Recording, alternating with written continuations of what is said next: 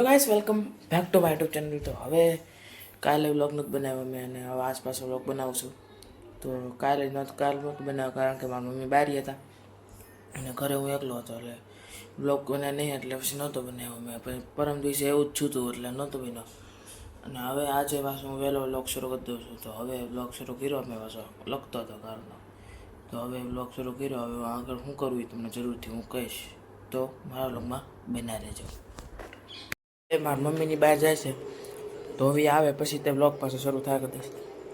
તો હવે હું ઉપર ધાબા ઉપર જાઉં કે હેઠે જાઉં તમને કહીશ. પછી સીધો આવી સાંજે મળીશું મારા મમ્મી રાત્રે. મમ્મી આવી જાય પાછા પછી. તો હવે ધાબા ઉપર જાઉં તો મને દેખાડું કેવું છે.